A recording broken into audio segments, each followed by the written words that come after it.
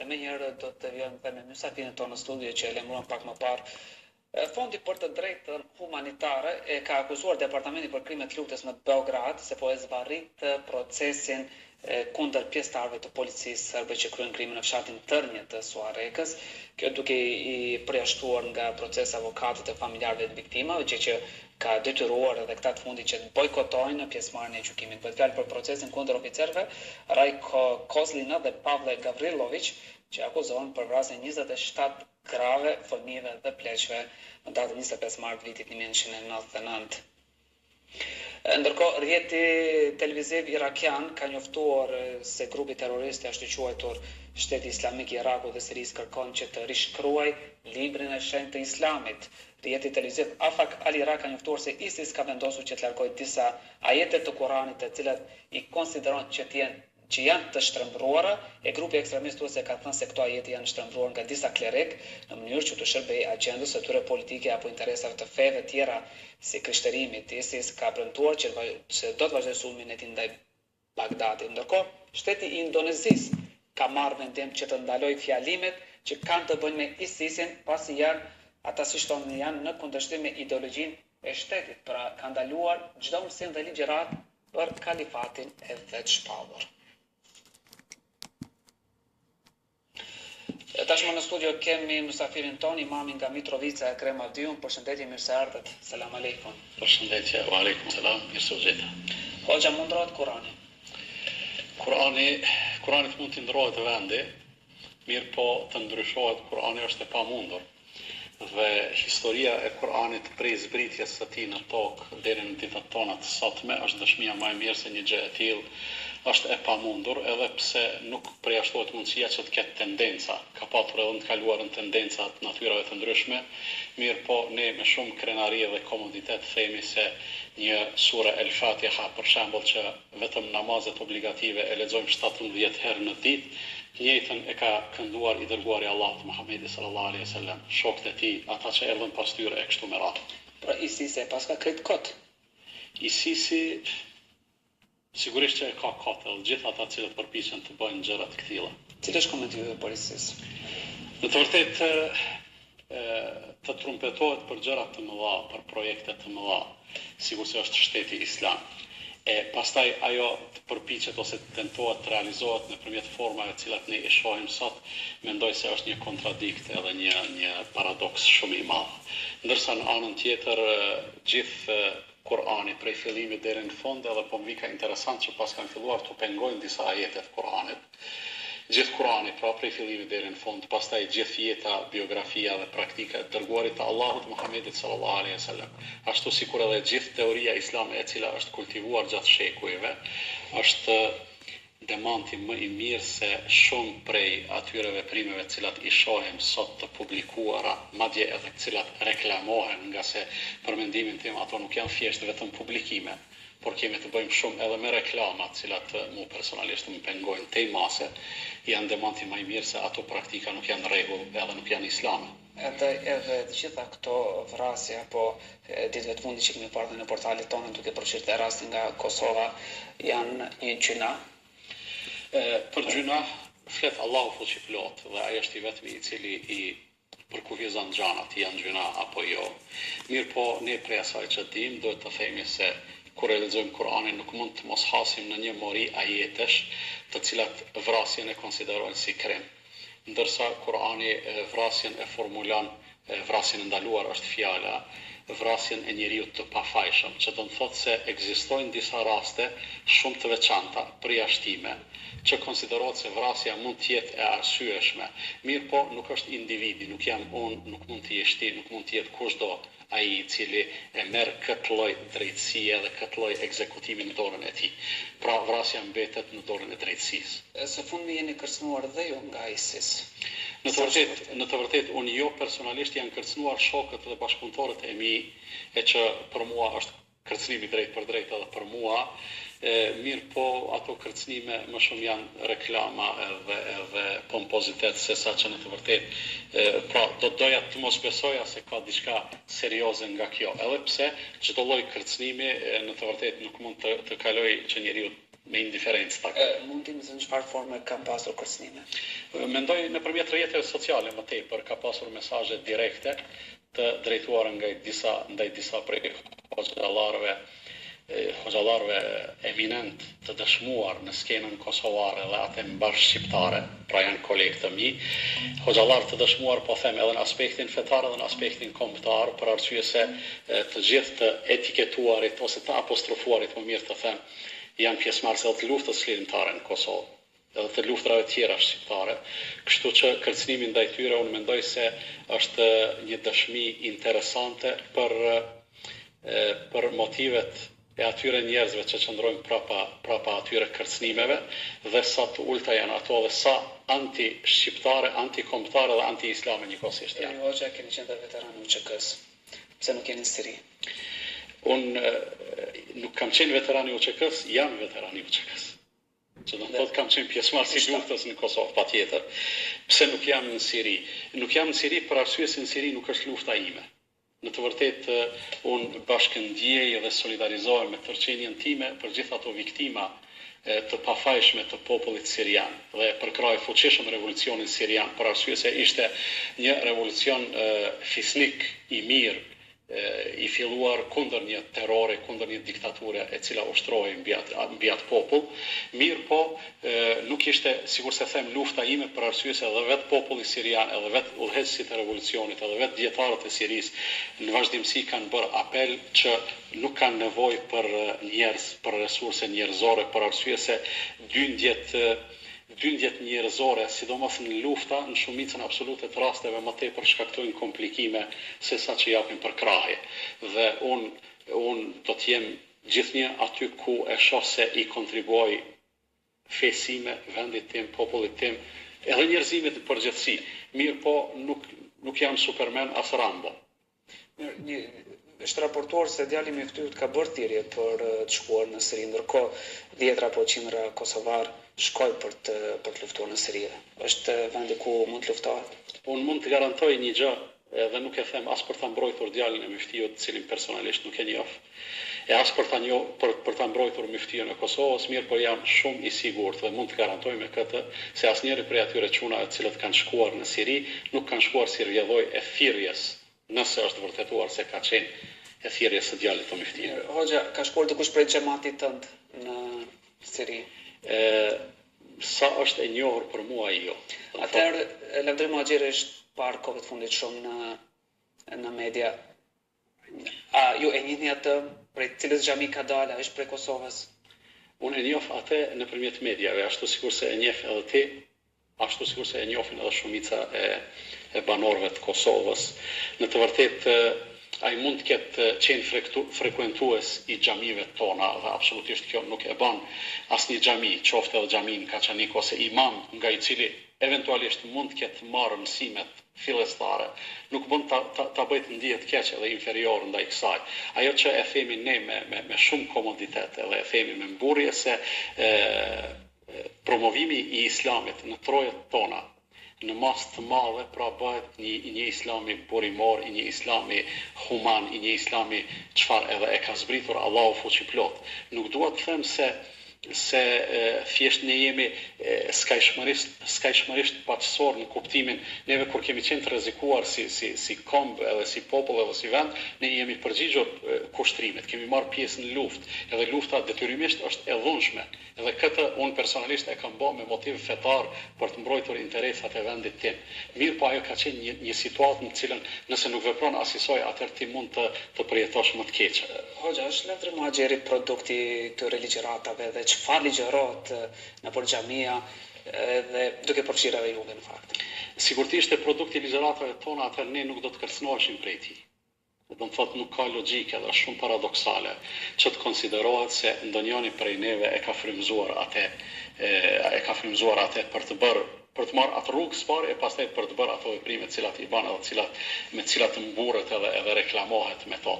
Në të vërtetë e përbashkëta mes neve dhe tij është se i përkasim të njëjtës fe, mirë po jo edhe në praktikë edhe në aplikimin e saj. Për arsye se feja islame i ka disa objektiva të cilat janë të pacënueshme gjatë gjithë historisë. Mbrojtja e jetës njerëzore është objektiv për objektiva madhore të islamit. Dërsa vrasja e njeriut, sikur se e thash më herët, ajo mund të justifikohet vetëm në raste skajshmërisht ekstreme. Mirë, po jo të bëhet esencë vrasja e njeriut, edhe të mburret njeriu pse vret njerëz. Islami gjithsesi e vrejmë se promovon thirrje në vlera. Dhe ato vlera Islami shumë lehtë, shumë natyrshëm edhe shumë pa çuar plor i përhap. Ndërsa ruajtjen e jetës njerëzore dhe garantimin e saj, Islami e ka promovuar qoftë edhe për njerëzit cilët u takojnë besimeve të tjera. Keni bë thirrje për xhihad dhe a jeni ju për një shtet islam, një kalifat të vetëm? Në të vërtetë, thirrje për xhihad, të them të drejtën, nuk kam bë asnjëherë. Thirrje për luftë u kam bë spari vëllezërve të mi e pastaj edhe shokëve të mi kur ka qenë nevoja për ta mbrojtur vendin tonë. Po i kam thirrë njerëzit atëherë e jani të bashkohemi të gjithë kundër pushtuesit dhe okupatorit serb. Mirë, po për të shkuar në vende tjera për të luftuar, kjo është tani më unë e kam të i kaluar dimenzionin e vetvetes, e personit tim, dimenzionin e privatësisë. Kështu që çdo njeri ka çastin atë në çka thras unë edhe çka flas unë. A jeni për një kalifat? Në të vërtetë kjo pyetje meriton një debat shumë të gjatë. Nuk jam për një kalifat të kësaj natyre çfarë e kanë shpallur këta. Përgjigje më të shkurt çfarë është? Përgjigjja e shkurt është nëse historia njerëzore njeh shtete të ndryshme, të organizuara në forma të ndryshme, atëherë sigurisht nuk do të kisha asgjë kundër që një shtet të organizohej sipas mësimeve islame. Edhe mendoj se kjo njerëzimit në përgjithësi do t'i sillte shumë të mira. Me një fjalë, historia e dëshmon se kur ka patur shtet të mirëfillt islam, të gjithë njerëzit në hijen e tij kanë jetuar mirë dhe komod. Pse shqiptarët nuk shkojnë në Gaza? Është, domethënë, më tepër janë të orientuar këtej nga Siria. Në të vërtetë edhe Gaza gjeografikisht edhe fetarisht, jo, lejo të them këtë. Edhe Gaza fetarisht dhe gjeografikisht është pjesë e Shamit. Madje në afërsi të Gazës, në Palestinë kemi një vend tonin të shenjtë që është xhamia e tretë sipas shenjtërisë, domethënë xhamia El Aqsa. Mirë, po më lejo ta them një batutë. Një njeri kishte marrë një litar edhe e kishte lidhur në një deg të pemës, litarin, njërin skajt litarit, ndërsa tjetrin e kishte lidhur në bel. E pyet dikush, thotë, çfarë je duke bërë? Thotë, dëshiroj të varen.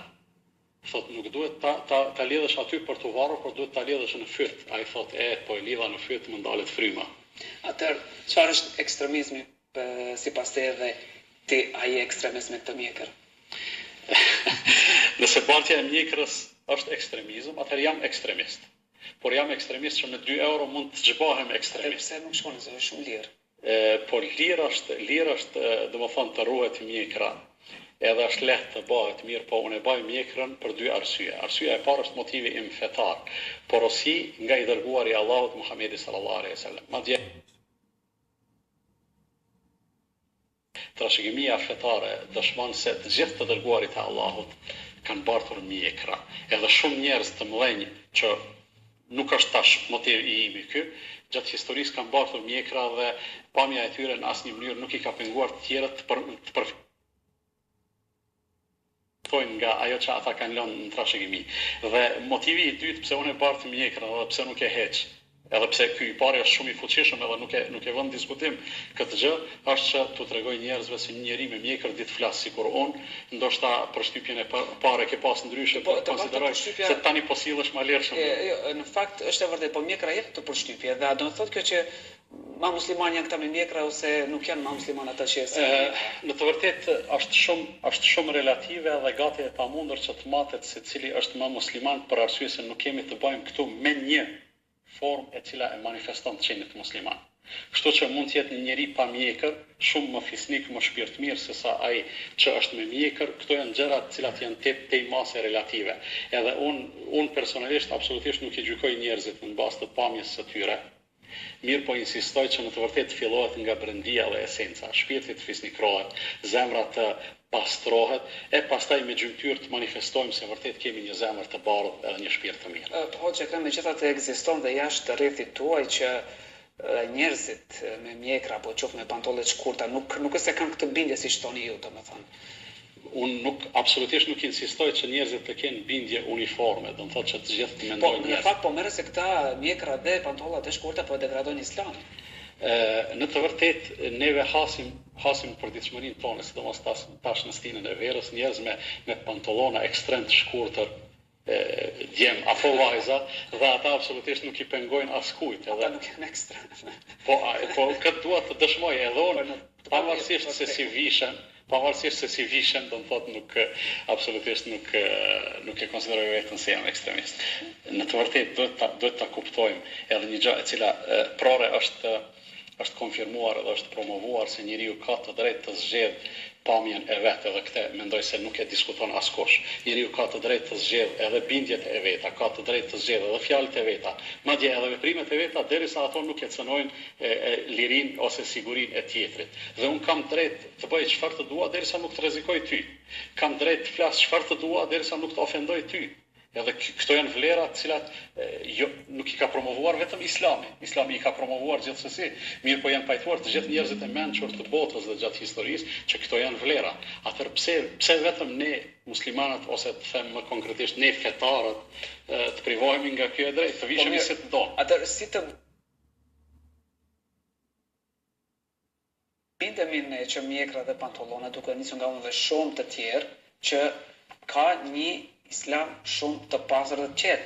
Këtu po e përmendëm dhe rastin e Isa Mustafës, po edhe Ramush Haradinaj, I cili ka folur në deklaratat e tyre të mëhershme se këto kanë thënë që nuk janë të mira, por nuk janë pjesë e Islamit tradicional të Kosovës. Dhe të shqiptarëve përgjithsisht çfarë të Islamit tradicional kemi ne dhe fatkesia më e madhe është ajo që të bën të qeshësh. Pra kur njeriu qesh prej zorit, ajo është fatkesia më e madhe. Në të vërtetë, ata që ti I përmende, ata janë më të pafirurit për të folur në emër të Islamit. Por arsye se unë konsideroj se njohuritë e tyre për Islamin janë nën minimumin. Dhe këtë e di. Dhe nuk ka drejt një politikan, të lutem fakt. Jo, megjithatë kanë thirrur që ka folur në emër të kosovarëve, se janë njerëz të zgjedhur të Kosovës. Kjo është ajo të cilën unë mund ta konsideroj si tendencë e disa njerëzve, qofshin ata individ apo edhe çarçe të organizuara nganjëherë për të bërë thirrje për të linçuar një kategori të caktuar të njerëzve. Tash nëse ne flasim për shembull me një gjuhë urrëtie për njerëzit të cilët mbajnë mjekra ose pantallona të shkurtra, edhe fillojmë të thojmë se ata janë kështu edhe kështu edhe kështu, atëherë ajo është një thirrje për linç dhe pjesa tjetër e shoqërisë mund të organizohet për të linçuar ata njerëz, duke menduar se ata njerëz, ata që po flasin, pra po flasin mirë edhe drejt. Kush duhet të thirret në përgjithësi nëse ndodh një gjë e tillë. Nëse unë flas në paraqitjet e mia, në ligjëratat e mia, diçka, edhe pastaj dikush të themi kushtimisht motivohet për të shkuar në Siri, unë thirrem përgjithësi, më thuhet pse ti po I motivon njerëzit me shku në Siri, është kështu apo jo?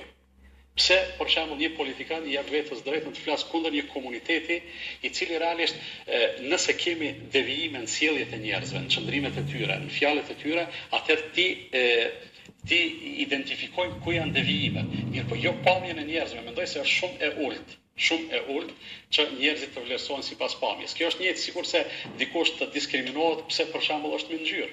Dikush të diskriminohet pse I takon një gjinie të caktuar, ndërsa ne e dimë se bota bashkëkohore është fuqishëm duke I luftuar këto gjëra. Ndërsa një petk të cilin unë e veshi, edhe të cilin pastaj e zhveshi kur shkojnë mbrëmje në shtëpi, nesër veshi diçka tjetër, mendoj se nuk duhet të gjykojmë sipas saj. Hoxha Krem, megjithatë Lavdril Muhaxheri, I cili po është përmendur ka shumë kohë të fundit, është bërë një imazh I keq për kosovarët, mjekra dhe pantallonat e tij me veprimin e tij. Fatkeqësisht është bërë imazh I keq edhe më lejo ta them edhe këtë se ne jemi duke kontribuar që ai të bëhet imazh, edhe ai të faktorizohet. Për arsye se në momentin unë kur e kam pa atë duke e shkyer, duke e grisur pasaportën e Kosovës, jam gëzu. Për çfarë jam gëzu? Kam thënë Elhamdulillah, inshallah prej stashit bile nuk na thonë më çeju kosovarë çka po bani. Për arsye se ai ka hequr prej kosovarizmit të vet. Derisa është kështu, atëherë ne nuk është mirë të insistojmë me çdo kusht që prap ta pranojmë atë si tonin. Fundja, njeriu mund të jetë edhe kosovar, mund të jetë edhe shqiptar, mund të jetë edhe musliman. Nëse e ka gabim, ne të gjithë themi gabim e ka. Çfarë pasaporte keni ju? Unë kam pasaport kosovare. Në komb jam shqiptar, të kuptohemi, ndërsa pasaportën kosovare e mbaj. Në gjatë ligjëratave tuaja, ju përmend ligjëratat, çka mësoni ju ata të veçlit, njerëzit të cilët vinë? Jo, unë nuk i mësoj vetëm të veçlit, unë i mësoj njerëzit e të gjitha moshave. Unë i kam dy objektiva në gjithë ligjërimet e mia dhe po patë kohë të mirësh me to, në çdo njërin prej tyre kemi i has këto dy objektiva. Objektivi i parë është që t'i bëj njerëzit ta duan Zotin më tepër, edhe objektivi i dytë është që t'i bëj njerëzit që të sillen më mirë me njëri tjetrin. Po kjo patë edhe u ke shkuptuar si rastet e fundit. Po dali këtë komplet ndryshe. Si rasti i Muhaxherit, fjala vjen. E ka dalë nga xhamit e Kosovës. Po nuk ka dalë. Ai po të ishte i përkushtuar në atë çka ne promovojmë, sigurisht se nuk do të ishte i kësaj natyre. Më lejo ta them edhe një gjë. Unë po të thoja njerëzve ikni në Siri dhe luftoni atje, e vetë që ndroja këtu, do ta konsideroja vetën hipokrit, munafik. Për arsye se është shumë e madhe, sikur se thot Allahu i madhruar në Kur'an, është shumë e madhe të flisni një gjë të veproni një gjë tjetër. Pati kolegë tuaj që kohët fundit u akuzuan. Megjithatë u akuzuan për çka? Përcitje të urrëties ishte fjala. Në të vërtetë ato janë shumë relative, nëse e ke për qëllim nëse nga raporti për antisemitizmin.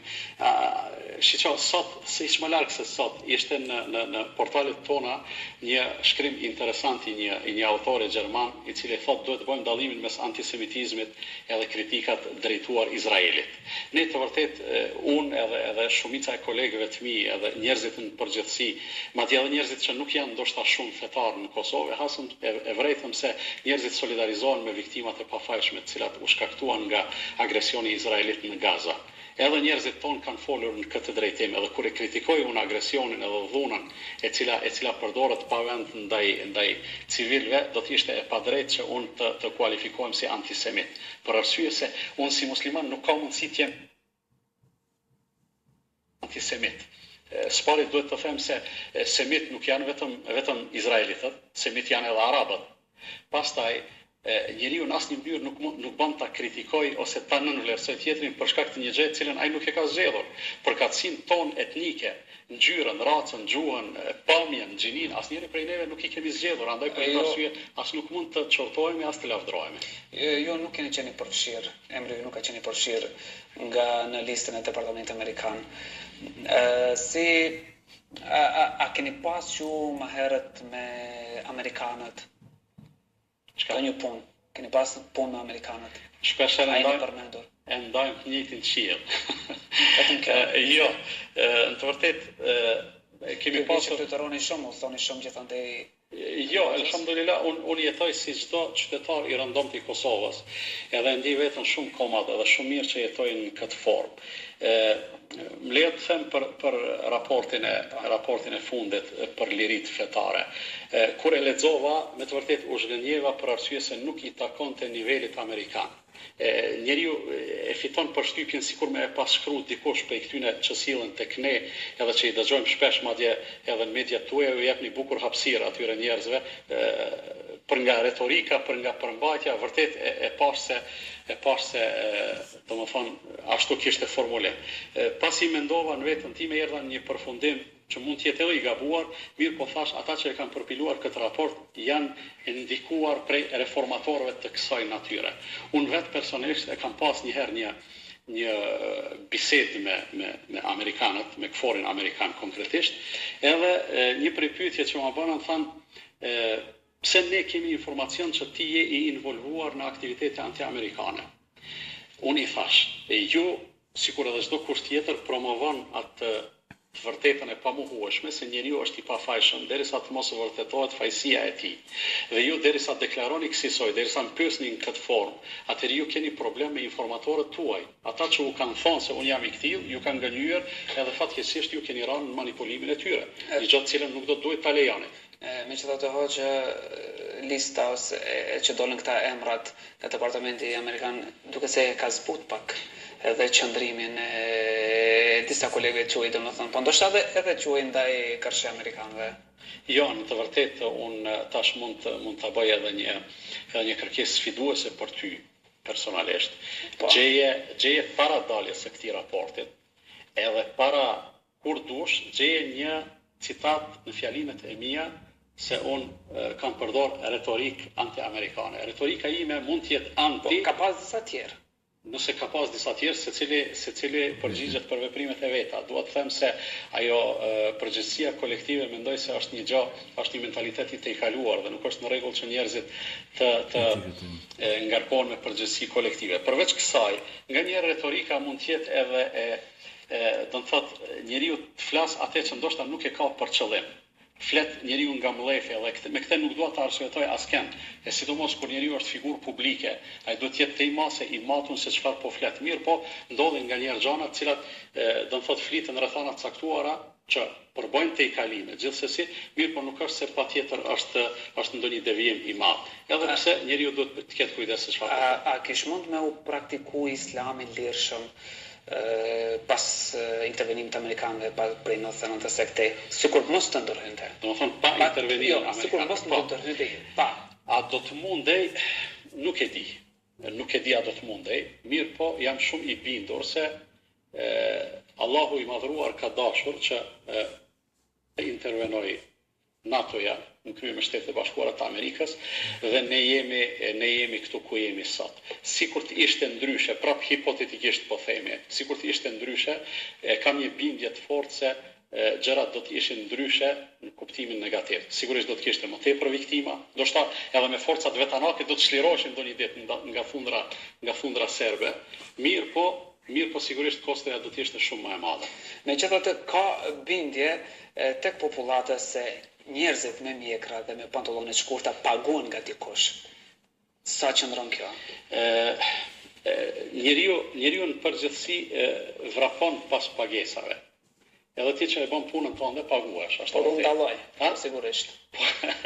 Jo, edhe ne paguhemi që falemi, po paguhemi prej Zotit. Ne paguhemi prej institucionit Lan Kosova. Po sigurisht, edhe shumë mirë që ju paguajnë kështu. Mirë, po e kam qëllimin. Pse njerëzit paguhen deri sot, njerëzit i kanë trumpetuar, domethënë edhe individë edhe çarçe të ndryshme, i kanë trumpetuar bukur shumë kësaj gjëje. Mirë, po deri sot nuk doli asnjëri që të na vërtetoj se ku është burimi i pagesave, cili është ai fondi, edhe për çka paguhen këto njerëz. Vallahi, sikur të ishte njeriu më i pasur ose banka më e madhe në botë, ti paguante njerëzit pse shkojnë në xhami, do të falimentonte deri tani. Pse hoq gjithë kjo dramë, gjithë kjo situatë e krijuar, ka mjekër, s'ka mjekër, paguhet, pantallone të shkurta. Pse gjithë kjo dilemë kaq shumë e u pengon kosovarëve? Neve në përgjithësi na mungon komunikimi. Mungesë komunikimi krijohet hapësira për keq kuptime dhe paragjykime të ndryshme. Pastaj këtë hapësirë edhe këtë mungesë komunikimi me keqardhje duhet ta them, por e shfrytëzojnë disa çarçe më lejo tash të bëjmë pak kritikë edhe për juve se edhe mediat nuk janë duke e luajtur rolin e vet me korrektësi. Dhe për këtë arsye do të thotë krijohet kjo amulli dhe krijohet kjo hallakam në mentalitetin tonë. Sikur karshi cilës do prej dukurive negative në shoqërinë tonë. Qofshin ato, për shembull, tejkalimet e ndryshme që formulohen si ekstremizëm në fe, ose tejkalimet e ndryshme që formulohen si kriminalitet ose krimi organizuar ose kështu me radhë. Sikur të gjitha forcat e shoqërisë të renditeshin në një anë për t'i luftuar ato, mendoj se do të ishte shumë më efikase. Dhe kjo do të ishte shumë më mirë se sa të gjuajmë në mjegull edhe të etiketojmë pa arsye.